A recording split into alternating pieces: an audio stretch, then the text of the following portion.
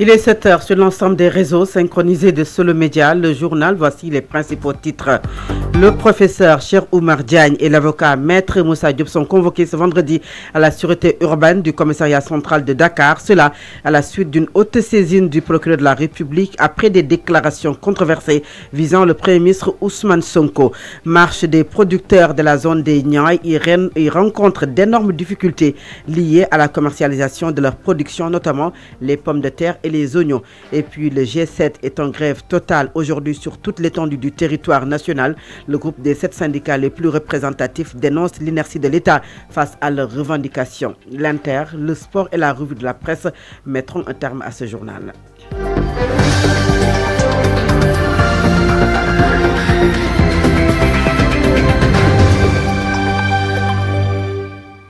À la présentation de cette édition, Fatou Abdou Ndiaye, la technique est assurée par Mohamed Thiam et Baba Aïdara. Bonjour à tous et bienvenue. Je vous le disais en titre, le professeur Cheikh Oumar Diagne et l'avocat Maître Moussa Diop sont convoqués ce vendredi à la sûreté urbaine du commissariat central de Dakar. Cela à la suite d'une autosaisine du procureur de la République après des déclarations controversées visant le Premier ministre Ousmane Sonko, ancien compagnon de lutte du chef du gouvernement dans l'opposition. Les deux hommes, devenus très critiques envers le régime, devant s'expliquer devant les enquêteurs sur des propos tenus récemment dans les médias. Les précisions avec Baïnongo Fall. Deux personnalités bien connues de la scène publique sénégalaise sont convoquées ce vendredi à la sûreté urbaine du commissariat central de Dakar. Il s'agit du professeur Cheikh Oumar Diagne et de l'avocat Maître Moussa Diop.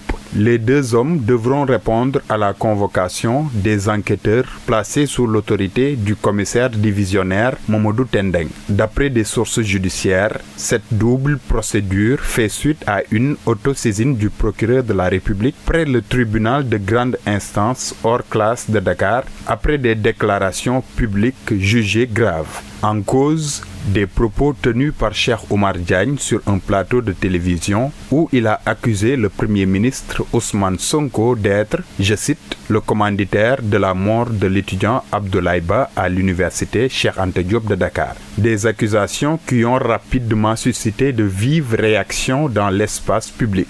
Pour rappel, Cheikh Oumar Diagne avait pourtant partagé le combat politique avec Ousmane Sonko dans l'opposition où il avait battu campagne à leur côté lors de la dernière présidentielle avant d'être nommé directeur des moyens généraux de la présidence de la République après la victoire du président Bassirou Diomaye Diakhar Faye.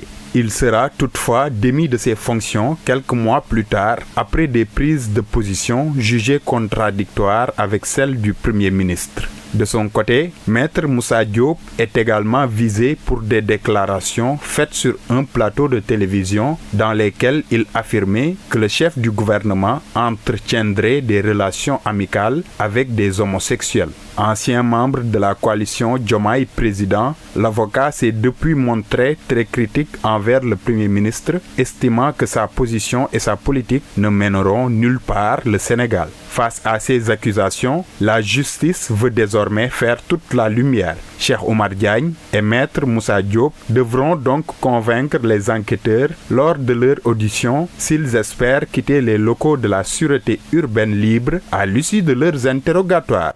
Baïnongo Fall, parlons santé. À l'issue d'enquêtes et d'études approfondies menées par un comité ad hoc réunissant des représentants de l'Assemblée nationale, du ministère de la Santé et du ministère du Commerce, il a été conclu que les matières premières utilisées dans les produits Softcare ne présentent aucun risque avéré pour la santé des usagers. Toutefois, des mesures supplémentaires seront mises en place afin de renforcer durablement la sécurité sanitaire. Et puis, c'est un compte rendu de Sira Béatrice Dione qui a été présente lors de la conférence de presse du ministre de la Santé, Ibrahim Sia. L'enquête menée par le comité ad hoc mis en place par le ministre de la Santé et de l'Hygiène publique sur l'affaire Softcare a permis de conclure que la matérialité de l'utilisation de matières premières périmées n'a pu être établie en raison de l'absence de preuves scientifiques. La matérialité de l'utilisation des matières premières périmées n'a pu être établie.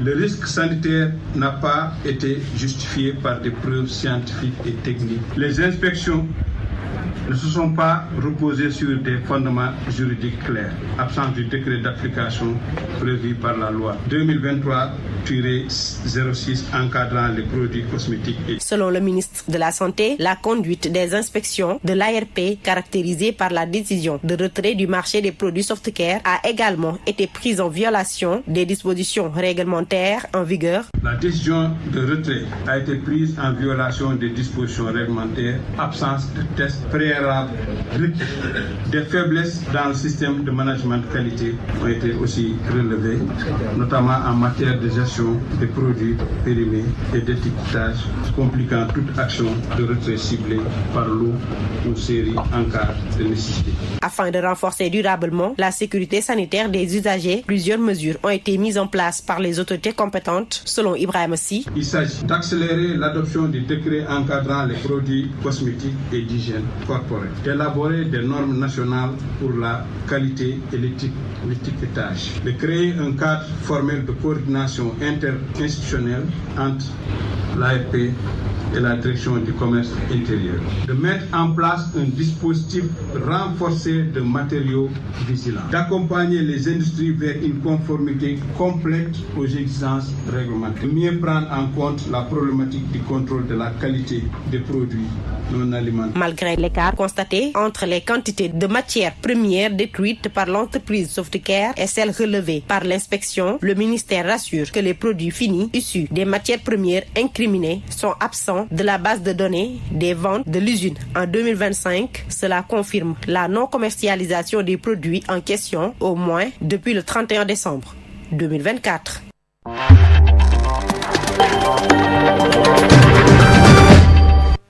7h est passé de 7 minutes. Vous écoutez le journal sur Solo Média. C'est sur la 96.1 à Dakar, 100.4 à Kaolack. Les producteurs maraîchers de la zone des Niayes ont battu le macadam hier. C'est pour exprimer leur ras-le-bol face aux difficultés liées à la commercialisation de leur production, notamment les pommes de terre et les oignons. Prenant d'assaut la route nationale, ils y ont déversé une partie de leur récolte qu'ils disent ne plus parvenir à écouler. En cause, selon eux, la présence des multinationales de l'agrobusiness qui continuerait d'inonder le marché malgré la décision de suspension prise par l'État. Les manifestants ont ainsi appelé l'État à prendre rapidement des mesures pour corriger cette situation et protéger la production locale. Je vous propose d'écouter Ousmane Samb, c'est le porte-parole. Il est au micro de Bainongo Fall. Aujourd'hui, nous sommes réunis ici au kilomètre 50 pour manifester notre désarroi, mais aussi notre mécontentement par rapport aux autorités sénégalaises sur ce qui nous avait promis la souveraineté alimentaire. Aujourd'hui, nous avons un problème de commercialisation de la pomme de terre, de l'oignon et des autres spéculations. C'est pourquoi toute la zone des Niayes ici réunie, venant de Saint-Louis jusqu'à Dakar, nous sommes aujourd'hui ici prêts pour faire ce point de presse, pour faire cette déclaration, pour alerter l'autorité publique pour qu'ils puissent nous recevoir sur des concertations à laquelle nous devons trouver des solutions à ce problème. C'est pourquoi aujourd'hui on est réunis ici. Nous avons déversé des tonnes de pommes de terre que vous allez voir au niveau sur la voie publique. Donc nous étions venus pour la cérémonie d'enterrement du secteur horticole. Maintenant, cette cérémonie d'enterrement du secteur horticole va nous permettre de décréter dans les jours à venir la cérémonie du 3e jour. C'est la raison pour laquelle nous appelons le président de la République et le premier ministre à venir présider la prière mensuelle de la production horticole que la zone des Niayes. Maintenant, je vous remercie. De toute façon, nous avons manifesté notre mécontentement. Plus de 800 techniciens sous-traitants de la Sonatel sont sans contrat et dans des conditions de travail difficiles. Leur porte-parole, Ibrahim Diédhiou, révèle qu'ils sont exploités par la structure pendant des années sans assurance maladie, également sans bulletin de salaire, ce qui fait que leur avenir est incertain. Ils appellent les autorités gouvernementales à venir à leur aide pour un meilleur cadre de vie. Je vous propose d'écouter Ibrahim Diédhiou, c'est leur porte-parole. Il est au micro de Ibrahim Khalil Djemet. La condition des techniciens au niveau du Sénégal est devenue catastrophique. Il y a beaucoup de jeunes aujourd'hui, des responsables, des pères de famille qui sont en train de souffrir de cela, qui sont en train de quitter la télécommunication pour aller faire autre chose, pour laquelle nous avons lancé cet appel. C'est pas facile de travailler aujourd'hui au Sénégal dans la télécommunication. La Sonatel a pris son réseau et l'a mis à la sous-traitance. Les sous-traitants sont réunis aujourd'hui, un problème, ils sont jusqu'au 3e niveau. Il y a les sous-traitants du 1er niveau, du 2e niveau et du 3e niveau. niveau. Nous, les techniciens, nous sommes sur le terrain, jour et nuit, 24 heures sur 24. On n'a pas 7 jours sur 7. On n'a même pas de congé. Même les dimanches aussi, le code du travail n'est pas... Il y a des techniciens qui sont là, qui travaillent H24. On n'a pas de supplémentaire, ce qui n'est pas... On dénonce déjà ce qui n'est pas normal dans un état de droit comme le Sénégal. Les conditions de travail ne sont pas bonnes. Nous avons énormément de problèmes aujourd'hui. On travaille comme ça sans sécurité, en contrat, on travaille sans embauche, on travaille comme ça sans garantie. On nous paye notre argent à travers Orange Money ou Wave, on n'a pas de bulletin de salaire. Donc nous sommes des milliers de jeunes à travailler sur la télécommunication. Aujourd'hui, notre avenir est en jeu, notre avenir est en danger. On réclame que nos droits soient respectés et que l'État nous aide, tous les inspecteurs de travail. Il faut qu'ils nous aident, il faut qu'ils aident ces jeunes-là parce que nous sommes l'avenir de la télécommunication ici au Sénégal. Parlons éducation. Avec cette grève du G7, le groupe des 7 syndicats les plus représentatifs est en grève ce matin durant toute l'étendue du territoire national. Ils dénoncent l'inertie de l'État face à leurs revendications. Et puis ici à Pikine, les responsables syndicaux appellent même à la radicalisation du mouvement de grève pour pousser le gouvernement à satisfaire leurs revendications.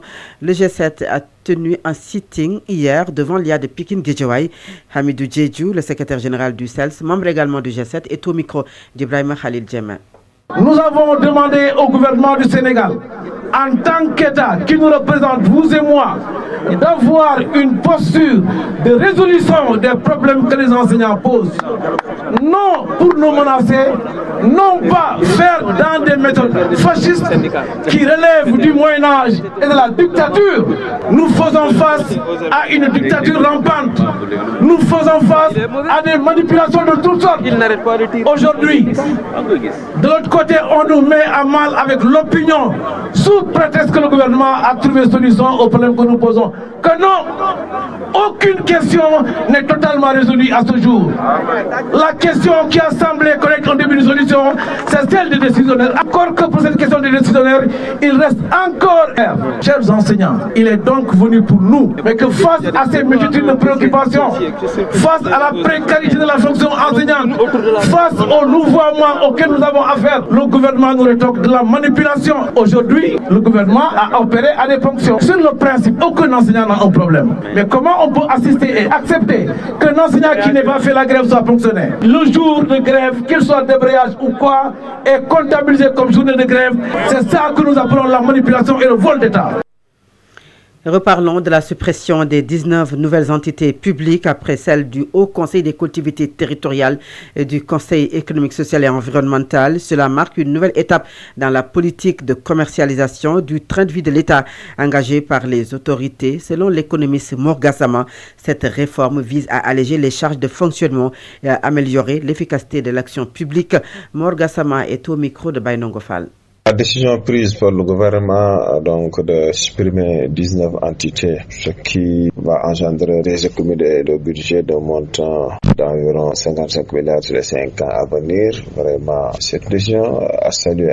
D'ailleurs, elle est intervenue avec un peu de retard parce qu'en réalité, on s'attendait à une telle décision depuis le mois de juin, comme annoncé par le Premier ministre lors de sa déclaration de politique générale au mois de décembre 2024. Le fait de supprimer donc ces agences-là ou ces entités qui étaient conséquemment des doublons, parce que c'est une bonne chose. Ça va permettre à l'État de mieux organiser les services, mais aussi de rationaliser davantage donc les dépenses pour beaucoup plus, en tout cas, d'efficacité. Parce que lorsqu'on réorganise des services, l'objectif recherché, c'est mieux servir les usagers, c'est-à-dire qu'il y ait beaucoup plus d'efficacité. On ne pense pas que ça pourrait quand même impacter négativement loin de là. Le fait, en tout cas, de décider de supprimer donc certaines entités étatiques pour vraiment rationaliser les dépenses permet à l'État en tout cas de faire des économies, mais il y a une autre équation qui va se poser, c'est le personnel. Alors, comment faire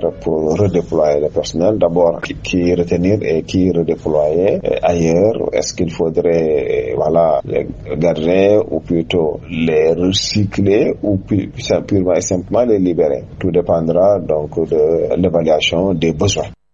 Dans le reste de l'actualité, le ministre de l'Enseignement supérieur, de la Recherche et de l'Innovation, professeur Daoud Ngom, a précisé la deuxième réunion annuelle de partage d'informations avec les établissements privés d'enseignement supérieur du Sénégal. Cette rencontre riche en échanges avait pour objectif de poursuivre le travail d'assainissement de l'écosystème de l'enseignement supérieur privé du Sénégal. C'est un compte rendu de Khalifa Ababakar Fall. Deuxième édition de la réunion annuelle de partage d'informations entre le ministère de l'Enseignement supérieur, de la Recherche et de l'Innovation et les établissements d'enseignement supérieur privés du Sénégal était partie pour définir les orientations pour une meilleure compréhension de la feuille de route. Une rencontre qui était capitale, selon le secrétaire exécutif de l'Autorité nationale d'assurance qualité de l'enseignement supérieur. L'idée, c'est de partager des informations, partager nos procédures en ce qui nous concerne l'Autorité nationale d'assurance qualité et de voir quels sont les rôles des uns et des autres par rapport à l'habilitation qui est une des procédures importantes qui permettent aux établissements de pouvoir délivrer des diplômes mais également de challenger leur programme pour pouvoir disposer de ce qu'on appelle l'accréditation. Un dialogue public-privé pour atteindre les mêmes objectifs. Professeur Massamba Diouf. Les enjeux sont majeurs, si on peut l'exprimer ainsi, puisque nous pensons que tant qu'il n'y a pas de dialogue, il ne peut pas y avoir convergence, il ne peut pas y avoir justement possibilité de pouvoir progresser, de pouvoir transformer et de pouvoir être performant, surtout en ce qui concerne l'enseignement supérieur. La question de la dette a été mise sur la table. Une partie a été épongée par le ministère de l'Enseignement supérieur, selon le professeur Benoît Tine. C'est une grande ardoise que nous avons trouvée au niveau du ministère de l'Enseignement supérieur, de la Recherche et de l'Innovation concernant cette dette due aux établissements privés d'enseignement supérieur. Grâce à la volonté politique des autorités d'aujourd'hui, le président de la République ainsi que le Premier ministre, mais aussi le ministre de l'Enseignement supérieur, de la Recherche et de l'Innovation, le professeur Daoud Ngom, nous avons l'année dernière épongé une partie de la dette. Un comité de pilotage sera mis sur pied pour une bonne gestion de la feuille de route, un tableau de bord pour régler définitivement le problème de l'enseignement supérieur privé au Sénégal. Khalifa Fall, en plus bref, la coalition Diomaye président en assemblée générale ce samedi dans un message adressé aux membres de sa formation. L'ancienne ministre, Premier ministre Aminata Touré, également superviseur de la coalition Diomaye président, a annoncé la présence exceptionnelle du chef de l'État Bassirou Diomaye Faye à la clôture de leur assemblée générale. Une forte délégation envoyée par le khalife général des Mourides, Serigne Mountakha Mbacké, s'est rendue à l'ambassade de la République islamique d'Iran à Dakar. C'est pour signer le cahier de doléances ouvert à la suite des récents événements liés au conflit au Moyen-Orient. La délégation comprenait notamment le fils du khalife Chouaïbou Mbacké. Elle était conduite par Serigne Cheikh Ahmadou Badawi, chargé de transmettre les condoléances ainsi que les messages d'encouragement de l'autorité religieuse mouride. Et puis, selon l'émissaire du khalife, Serigne Mountakha Mbacké a renouvelé ses prières pour une victoire de l'Iran tout en déplorant une agression militaire sans commune mesure qu'il attribue à une coalition américano-israélienne. Et sans transition, la page sportive. Solo Média. L'actualité.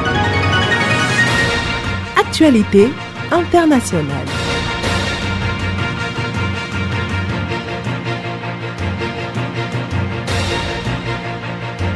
Et oui, je voulais parler de l'actualité internationale. Nous restons au Moyen-Orient pour parler de ce conflit ou bien de cette guerre en Iran. L'armée israélienne qui pilonne sans relâche le Liban a appelé jeudi 5 mars dans un avertissement sans précédent les habitants de toute la banlieue sud de Beyrouth à l'évacuer en prévision de bombardement, provoquant la fuite en panique de la population de ce bastion du Hezbollah.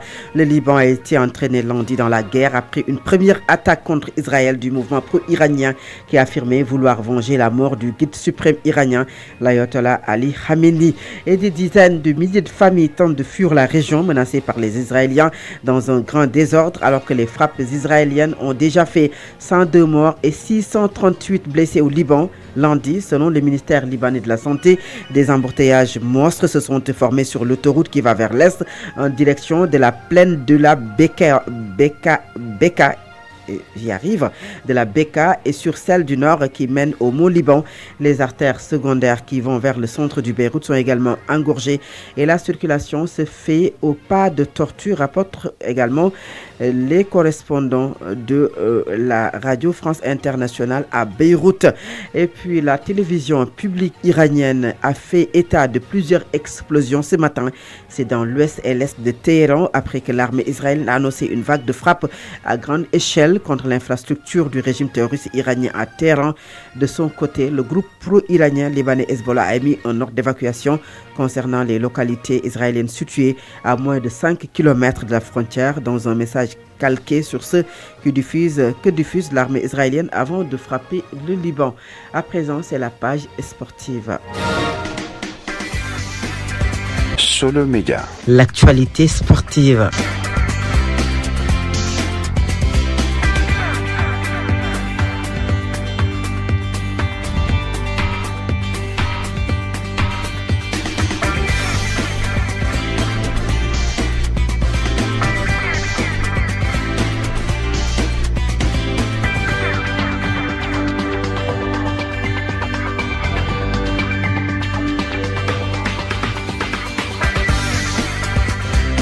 Et le sport, le matin, sur Solo Média, c'est l'affaire d'El Amin Senghor. Bonjour. Merci. Rebonjour à vous, Fatou Abdoulaye. Le sport reste dominé par, bien sûr, la préparation du tournoi qualificatif des Lions du Sénégal de basketball.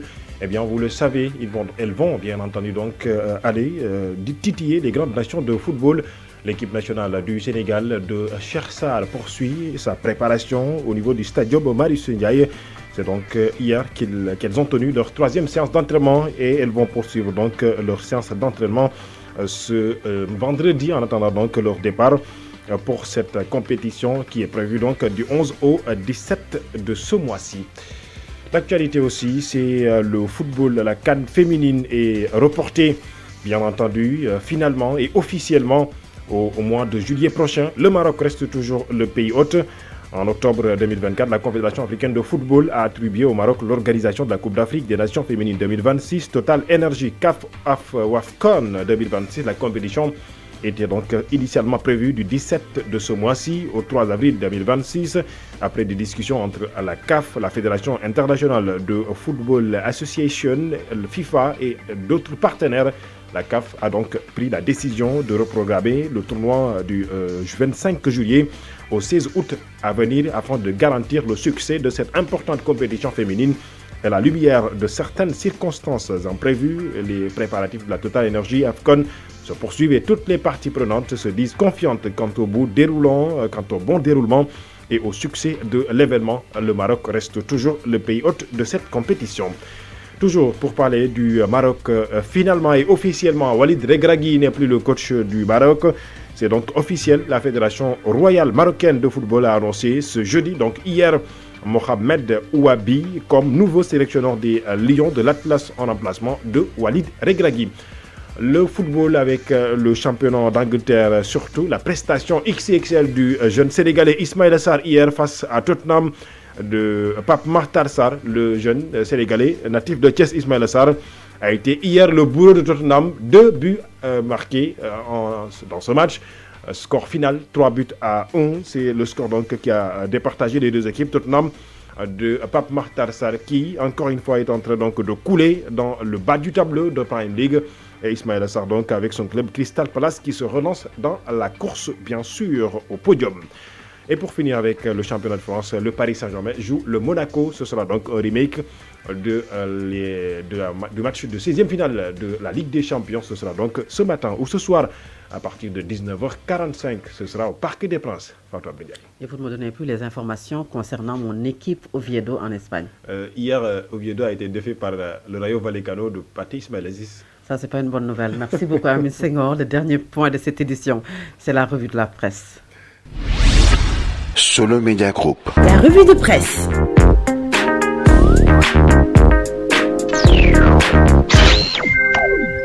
Bonjour. L'affaire